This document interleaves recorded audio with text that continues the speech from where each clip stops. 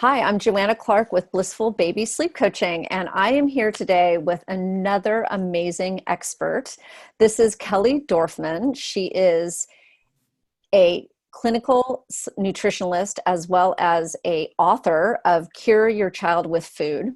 I was introduced to Kelly through my mentor, Kim West, when she did a training for many of the sleep coaches regarding sleep and the link with nutrition.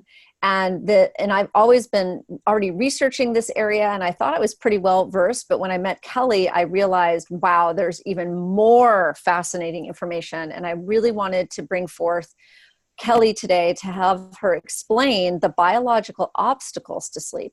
And why I feel like that's important is because, as a sleep coach, we're always looking for ways to help improve sleep for your child, both from a behavioral science and a sleep science point of view. But sometimes there's other little factors that are playing in that we also need to be aware of. And Kelly's going to help us decode all these biological obstacles. So welcome, Kelly. Thank you so much. I'm so excited to hear everything you have to tell us. Oh, thank you, Joanna. Excited to be here. So we've got biological obstacles to sleep. What is that? Like, when I first started, I was like, what? Well, obviously I know about reflux, but what else is there? So tell us a little bit more. Well, there's a whole wide world of biological, it turns out, obstacles to sleep, but it could just be congestion. You said reflux. It could be a tummy problem. Babies, obviously, nonverbal children can only tell you they're distressed by showing you distress symbols, and one of those distress symptoms is not sleeping very well. Mm-hmm. So it could be a gas even, and we all would know that one probably. Sometimes, especially with infants, they have the wrong feed, if they're eating the wrong formula, or they're not tolerating dairy products very well, or the dairy base in the formula, and they're irritated. Interestingly, in children with autism, one of the things they noticed when they took a lot of them off of dairy and gluten was they all started sleeping better. Mm-hmm. So there was something about that protein in those foods that was causing them to be very irritable and not sleep well. And then there's also immaturity neurological development, which is another biological reason. So tell me about that. That sounds very interesting. How would you know if you had, primitive neurological development? Well, most of us as adults don't think about our primitive nervous systems because they're operational. So you only think about them when they're not operational. And they'll tell you things like, where are your arms right now? How hungry are you? How tight's your waistband? Do you need to go to the bathroom? Those kind of basic, where are you in gravity? Where are you in space? Mm-hmm. So by age 3, most of those are pretty much online, but they're sort of figuring their way out during those first couple of years. And so one of the ways you can tell when babies are having trouble with this is that they have a hard time settling themselves. Now, babies have a hard time settling themselves anyway, and they are much more other-oriented towards settling. That's why they need mommy or daddy or a caretaker to help them out.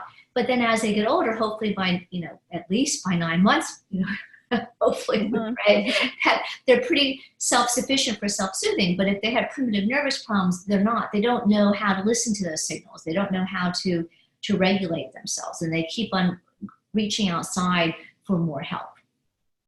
Okay, and so, but you're saying that by the kind of like by 9 months until 3 years, they're going through the kind of this evolution of having all those signals go on.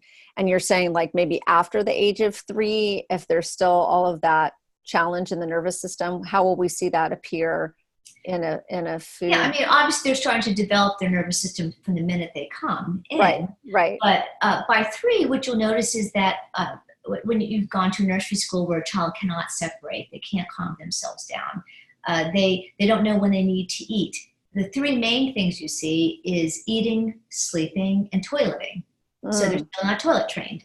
They don't seem to get the signal, or they're playing and all of a sudden they had an accident. Okay. So these signals how do you tell somebody this is the urination signal? Right. It's something that you integrate and regulate on your own mysteriously, but that's your primitive nervous system telling you that.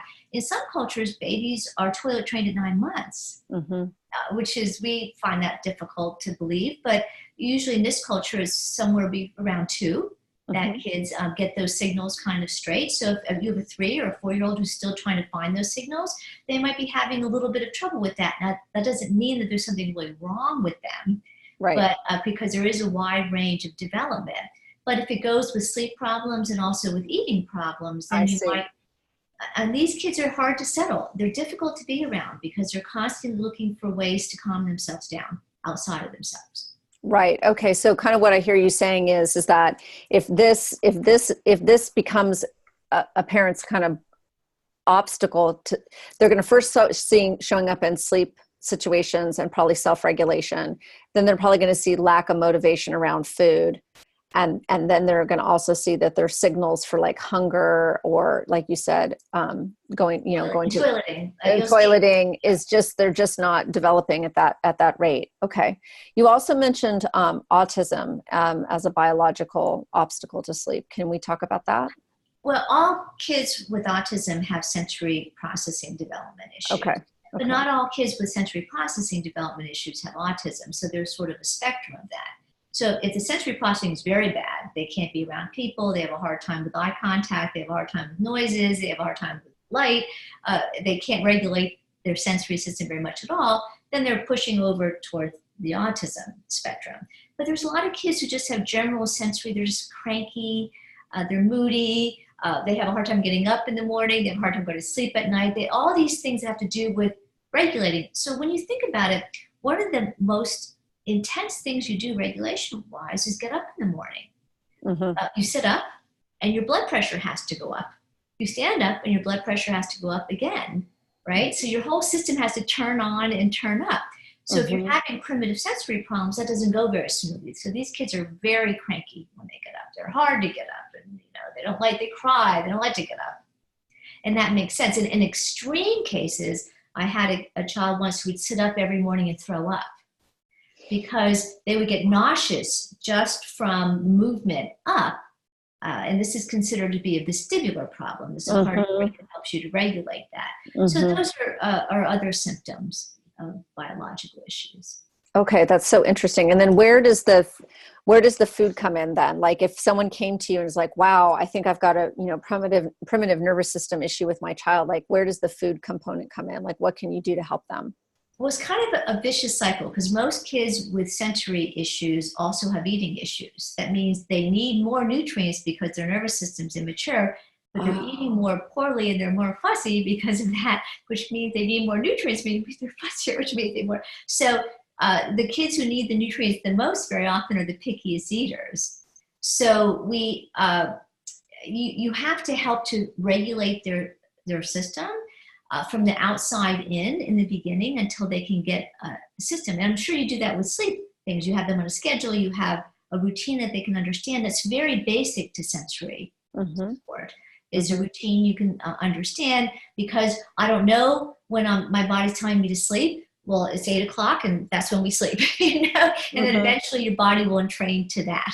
Okay. Well, I don't Okay. know when I'm supposed to go to the bathroom, so we're going to sit on the potty every day, 3 times, and your body will eventually figure it out because you can't hear the signal itself. Does that make sense? Yes, that makes perfect sense. And then we use a lot of therapeutically, nutritionally, we use a lot of long chain fatty acids that are found in fish Mm, because your nervous system likes them the most. So they mm, are structural nutrients for nervous system function.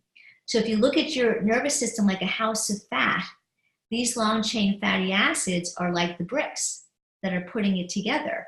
And we all know from the Three Little Pigs that a house of sticks operates differently than a house of bricks, right? Or a house yes, of straw. yes, yes. The nervous system will send signals differently and also build complexity differently depending on the materials it's built with.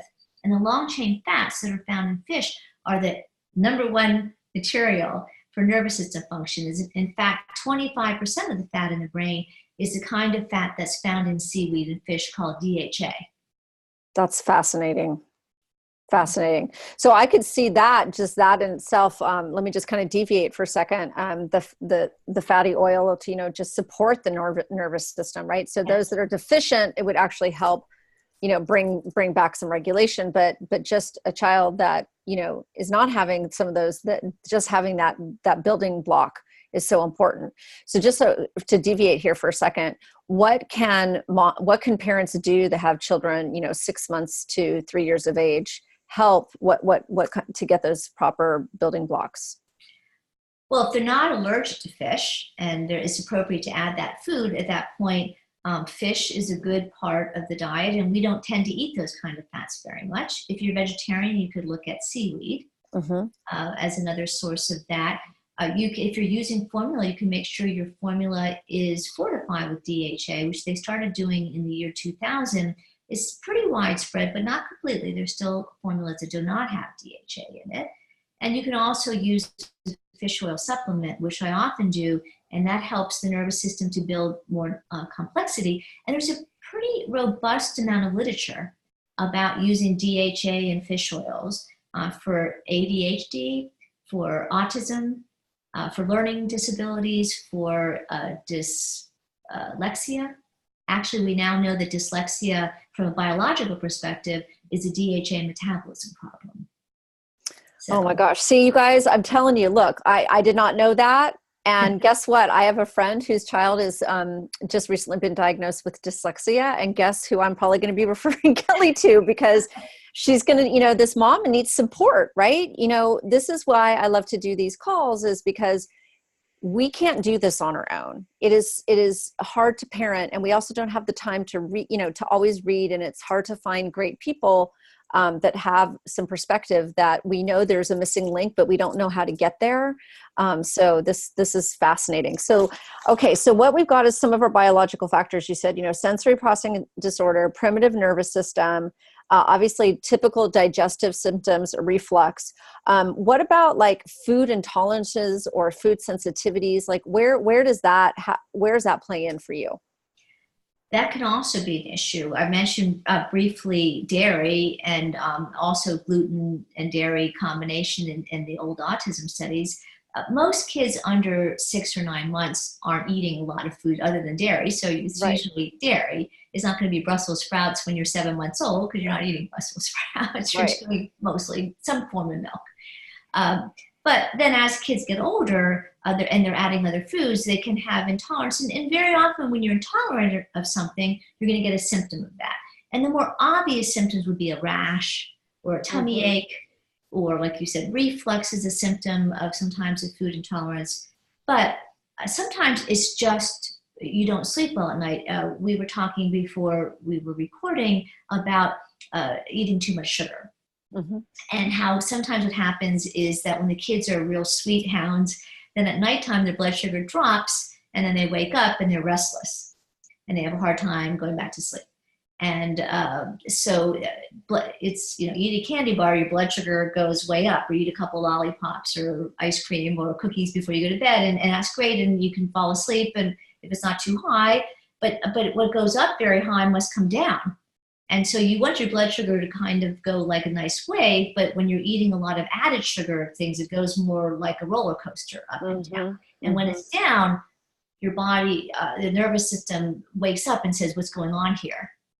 And so we would want to look at that. And there is, we talked about this actually when we did the other conference, that one of the kids that I was dealing with had developmental delays, had terrible sleep problems. They'd seen many, many sleep therapists. And this child ate really mostly carbohydrates, and then a little bit too much of the sweet sugars on top of it. So all we did was increase the protein. So there was a protein with every meal, and reduce the sugar, not to none, but down 50, 60%, and it made an enormous difference. Yes, this is amazing. What about eczema? Family, especially families with young babies, their baby might be prone to eczema. And yes, it's really difficult for them to manage. What are your thoughts on that and nutrition in the under 3? Those poor babies. I don't know how you deal with that as a sleep coach. It's difficult because they're up itching. So it's pretty obvious that you can tell them all the behavior things in the world, but they're uncomfortable. And usually that's an irritant of some kind. If you're lucky, it's a food that you can simply find. The 4 major foods that are involved with eczema are dairy, wheat, eggs, and extended citrus, which is the citrus fruits we know, like oranges and lemons, and strawberries and pineapple. Mm-hmm. Mm-hmm. It could be something else, but those are the four main foods that are in some combination usually. And usually it's not going to be, again, broccoli or something you're eating occasionally. It's going to be something you're eating pretty frequently. Right. So even a child that, when I see eczema with a family, usually the child is under a year old. They've always struggled with eczema. The mother sometimes is breastfeeding. She's gone through kind of an elimination diet herself to provide the right milk supply. Some had to quit nursing and just go strictly onto a very kind of, special formula.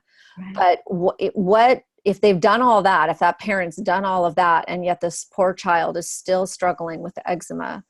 And we don't think, we are hoping that through our own dietary restrictions for ourselves or with the formula that we're offering, that we're not doing dairy, wheat, eggs, or citrus for this baby. What else could be causing it? Could it just be a skin thing, or is it always from inside out? No, it could be one of the worst cases I ever saw of eczema was environmental mold. And when the family went on vacation to another country, it went away. I said, had it ever gone away ever? And they said, well, it went away for 2 weeks when we went to Spain or someplace. And it turned out it was a mold in the environment where they lived, and we're reading more about toxic molds. And as the environment's changing through global climate change, one of the things we're not talking a lot about is how that's changing our allergy profile. Kids are much more allergic because of climate change than they used to be. That's one of the reasons. There's other reasons, of course, too. So Right. It can be an environmental factor, and those can be tough to regulate. Mm-hmm. And it can also be something simple like a cream. I mean, a lot of baby products, we think, oh, they're safe because it says baby on them. We found out a couple of years ago that one of the baby soapy things, it wasn't soap, it was a liquid soap, had some kind of carcinogen in it. So we actually don't have very strong legislation and laws regulating what we put into cosmetic products. In fact, you can put lead and mercury. I mean, people tend not to put mercury in some of these products anymore, but there's lead, like in most lipsticks still. Mm-hmm. Mm-hmm. So there's all kinds of toxins, and it could be one of 10,000 or 20,000 chemicals. Mm-hmm. Mm-hmm. Mm-hmm. So do you find then, like you said, you're often the person that people come to after seeing multiple specialists, et cetera. And then you do, obviously a thorough case history. And when you find something like that, is it kind of one of those big aha moments where the parent's like, oh my gosh, wow, how did no one else see this? Well, no, they don't almost ever say, how did no one else see this? Because by that time we've been digging so long, looking for that needle in the haystack, that we found it. Was like, Eureka, at least we knew which haystack to look in. But it can be very hard with so many factors in the environment. Sometimes people think it's strawberries, but it's not the strawberries. It's the pesticide or the herbicide they're using on the strawberries. And, they're not exactly labeling the stuff. So it can be very, very difficult. There are places like Skin Deep and the Environmental Working Group, which is ewg.org, that has projects to help with cosmetic products. The cosmetic stuff is the Wild West. They can put anything in those things. And babies are so sensitive. Your skin is an absorptive organ. So sometimes it's that simple. It could be a laundry detergent you're using. Some of the fabrics are treated with fire retardants that have toxic metals in them. So there's so many things. Right. And from I want to pick up on that thing that you said, that obviously we all have seen an increase in allergies in children. And you're kind of linking it to obviously this increase in environmental factors such as herbicides and pesticides and everything that they might be exposed to in their skin products and their clothes and their food. What do you feel is like the most up-to-date allergy testing? Because I know that for a lot of families, they're like, oh, we're just going to go get an allergy test, which is not the most pleasant thing for a child to go through. Do you have any thoughts on that? I almost never recommend those for young kids. They're torturous. Yes. You can do something called a RAS test, a radioassay sensitivity test. It's not that up to date. Most of this allergy testing stuff is pretty old, but it's a one-time blood test, which isn't pleasant either, but it's sure better than 100 needles. Mm-hmm. And it's testing exactly the same thing, which we've been testing since like the 50s. So they're looking for histamine responders. So if you have an itchy rash, that could be from histamine, and it's worth possibly doing at least a one-time blood test. And you can get a panel of environmental agents or a panel of foods, like the 12 most common foods, and see if anything comes up that can give you some clues. The problem is when it's added stuff and chemicals, then it's harder. Right, right. And so, again, with if you were to describe the majority, the types of families that come to you with children 6 months to 3 years of age, what are the big problems that you're seeing, or I should say, the big things that they're coming to you with, and then you're like, oh, it's this, it's one of these biological obstacles. Like, what if you could just describe some of the symptoms that then correlate to some of these biological obstacles? Well, the most common one, especially in very young children under 2, would be dairy intolerance. Okay. And it doesn't look like usually a histamine reaction to me. Some people get rashes that are red and itchy, which is what a histamine reaction is. It's something that's like your throat closing and swelling. But they're getting ear infections, or they're getting reflux, or their frequent ear infections. In one study, 89% of the time was related to food intolerance. And when they took the food intolerance away, it went away.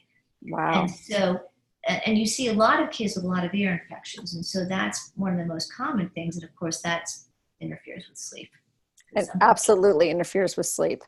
And I just had another thought about the picky eater thing. Can you talk about how, we always joke that moms, oh, my child only likes to eat, chicken nuggets, quesadillas, and apples or something.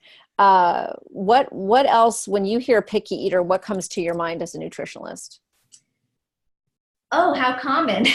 Because I probably see 6 or 7 of them a week. It is sort of an epidemic at this point.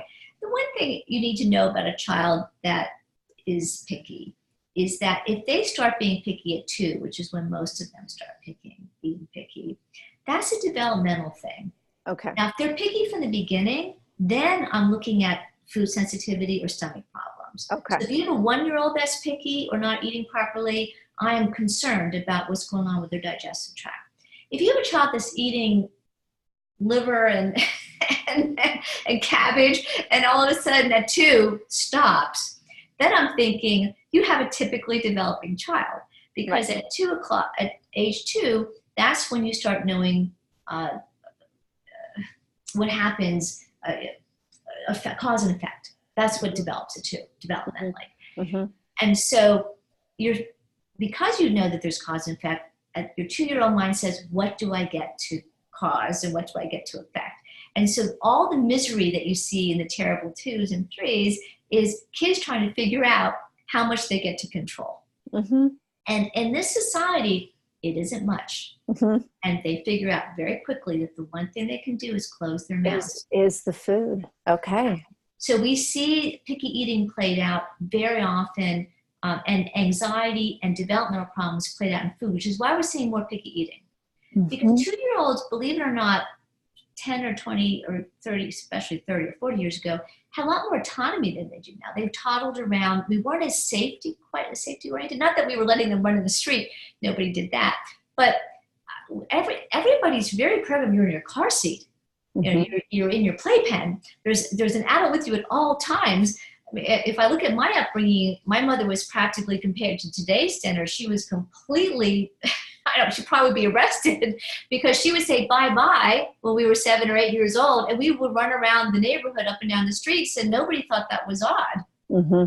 And there was a woman that was arrested in Silver Spring a year or so ago for letting her 9-year-old walk to the park by themselves. So it's very different. So kids are looking for what they get to control, Mm-hmm. And that's what they get to control. Right. If that's the issue, you have to deal with it completely differently. It's really more about control and anxiety. What do they get to control? That's not real picky eating to me. That makes sense. Okay, that makes, you know what, I mean, it's such a fascinating way to look at it because you know what, I mean, it's such a fascinating way to look at it because we, you know, as again, I see lots of families that have 2 and 3 and 4 year olds that are very picky eaters. And, you know, you often do wonder if it's just a straight up defiance issue, or if it's a food preference issue, or if it's the way it tastes for them, or is it because they don't like the food because they don't feel good when they eat it, right? So when I'm talking to families, I'm trying to kind of decode from those 4 avenues. And obviously if I can determine that the picky eating is much more so, you know, as in true food intolerance, then there's a different way to handle it. But looking at it through this lens of you know, control and anxiety is kind of a really good, is a good way for parents to kind of stop and come back and evaluate and say, oh, could this be? And then they can make some structural changes in their household so that it doesn't become a power struggle anymore, because that's what picky eating becomes a lot, is the power struggle. Right. And then you have the other issue with picky eating, which is is more of a cultural problem, which is that a lot of the foods we're giving toddlers are kind of addicting. Yeah, right. Yeah, the dinosaur I call chicken. crackers crack. Yeah. You call it what? I call crackers baby crack. Yeah, crackers are baby crack, right? It's salty, crunchy. Meltables, yep.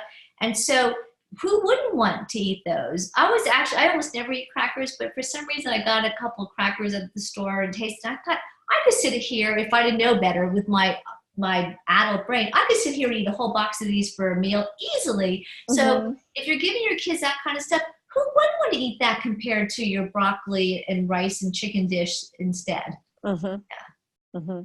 So I would stay away from those snack foods. We are doing a lot of snack foods that are they have exactly the scientific amount of salt and sugar and carb in it that makes you want to keep on eating them. And so you're also fighting, you think that you're just providing food, but you're providing food that was developed by a food company specifically to entice your child in. Yeah, and to entice more craving, right? And so then you've got to break the cycle. So let's say a family comes, they realize that they're just in that typical bad cycle where the child's just been conditioned to desire that food. How long does it typically take for a family to kind of unwind something like that, so that then the child actually starts to have normal food preferences for the good stuff? It can take a while, and sometimes we have to use nutrients to get their taste buds up, because when you're eating a white diet or a very processed diet, usually the zinc levels go down a little bit. And when zinc is low, things don't taste quite right. They need to be sweeter, they need to be saltier to be interesting. And so I've given kids zinc and they'd say something to their moms like, well, sometimes their dads, gosh, this tastes good. And it's been the same old thing they've been feeding them all along. But to them, it was like a blob of mush in their mouth because they didn't have good taste acuity, which didn't mean they weren't picky about stuff. So the parents actually I think mistakenly, that, my gosh, little Jonathan is like a gourmand. I mean, he can taste the littlest thing, but it's actually inaccurate taste. Yeah. That is amazing. Taste acuity. That's so fascinating.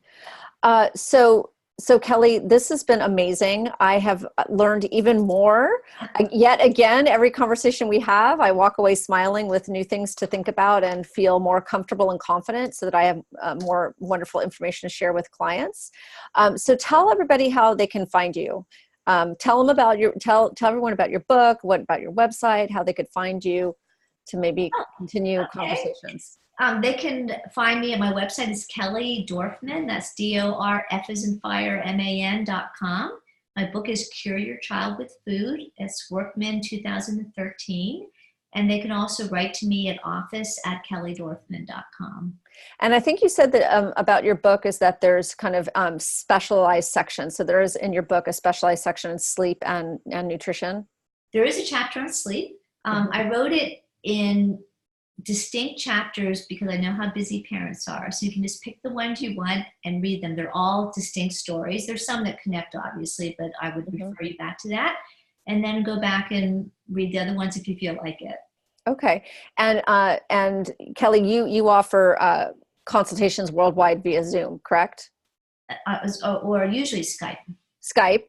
Okay, right. So those of you that are thinking, wow, my family needs to talk to Kelly, you can do the inquiry and set up a Skype consultation to have her Or a review, phone consult if you don't or a have. phone consult to do, to review the case history.